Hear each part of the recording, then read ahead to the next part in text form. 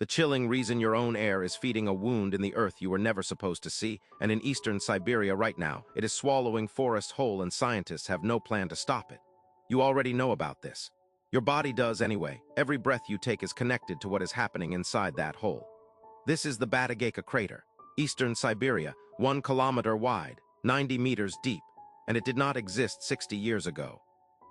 In 1968, Soviet loggers cleared the trees from a hillside. That was all it took. The permafrost underneath frozen ground that had been locked solid for hundreds of thousands of years started thawing. The surface collapsed, the crater opened, and it has been eating the hill ever since. Local Yakutian people call it the gateway to the underworld. That is not folklore, that is a warning, because what comes out of that hole is not just dirt, it is time. Ancient, toxic, pressurized time, and it is aimed directly at you. Here is what scientists found when they looked inside. The walls of the Batagaika crater are a geological timeline, layers of frozen earth going back 650,000 years. Woolly mammoths are falling out of the sides, literally intact bodies preserved in permafrost, tumbling into the crater floor as the walls collapse. That is how deep this thing goes, but the mammoths are not what worries them. The permafrost locked away carbon, billions of tons of it, organic matter that died before humans existed, leaves, animals, microbes, frozen in place before it could rot. Rotting takes oxygen. There was no oxygen, so it just stayed there, waiting. The crater is now unlocking it. As the walls collapse and the permafrost thaws, those ancient organisms finally get to decompose, and decomposition produces methane, the most potent short-term greenhouse gas on the planet. Coming out of a hole in Siberia right now, as you watch this, here is the part they did not put in the headlines. The crater is not just releasing methane, it is accelerating itself. Every ton of methane that escapes warms the atmosphere slightly. Warmer atmosphere means faster permafrost thaw. Faster thaw means the crater walls collapse faster. Faster collapse means more ancient carbon exposed. More carbon means more methane. More methane means more warming. You understand what that is. That is a loop with no exit. In 2020, a team of Russian and British scientists published the growth data. The crater expanded by 18 meters in a single month during one heat spike. 1 month.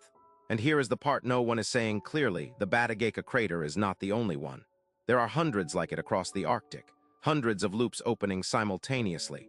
Now let me tell you what this actually means for you. You live on a climate system with thermostat settings calibrated 12,000 years ago, at the end of the last ice age.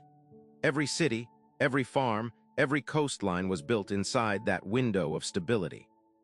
Agriculture requires predictable seasons. Predictable seasons require a stable atmosphere. A stable atmosphere requires permafrost to stay frozen.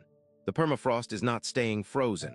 There are 1.5 trillion tons of organic carbon locked in Arctic permafrost right now, twice the amount currently in the entire atmosphere. If even 10% releases, climate models break. Projections scientists built their entire understanding of the future on, they stop working. Not because the science was wrong, because the feedback loops just found a faster gear. Remember the open loop from the beginning: your breath, your air. Every molecule of carbon dioxide you exhale was once inside a living thing. The planet has a system for recycling that carbon. A slow, stable system that has kept conditions livable for most of the last 100,000 years. The Batagaika crater and its cousins are bypassing that system, dumping carbon that was supposed to stay sequestered for geological timescales directly into your atmosphere, on your timescale, and the crater is not slowing down. The growth rate in 2023 was 40% higher than the average in 2010. Scientists are not monitoring the Batagaika crater to stop it. They are monitoring it to measure how fast it is going. That distinction matters. Stopping a thermokarst collapse, which is the technical name for what happens when permafrost thaws and the ground caves, would require reversing atmospheric warming faster than the warming is currently happening, which would require every greenhouse gas source on Earth to go to zero simultaneously. Right now, today, that is not happening. So what scientists are actually doing is updating their models, trying to figure out how far ahead of schedule the permafrost feedback is running. How much time before the loop becomes self-sustaining, before it no longer needs human emissions to keep accelerating. Before the Batagaika crater and the hundreds of craters like it are doing the warming themselves, independent of anything we do. Some estimates say that threshold is 40 years away. Some say 20. Here is the question no one in that field will answer on camera. There is a number, a threshold. A point at which the permafrost feedback alone, without any additional human emissions, generates enough warming to sustain itself permanently. Scientists know this number exists. They disagree about when we hit it. Some say we already have. If they are right, nothing changes the outcome. The crater keeps growing, the loops keep tightening, the system recalibrates, and the question nobody has answered is, recalibrates to what?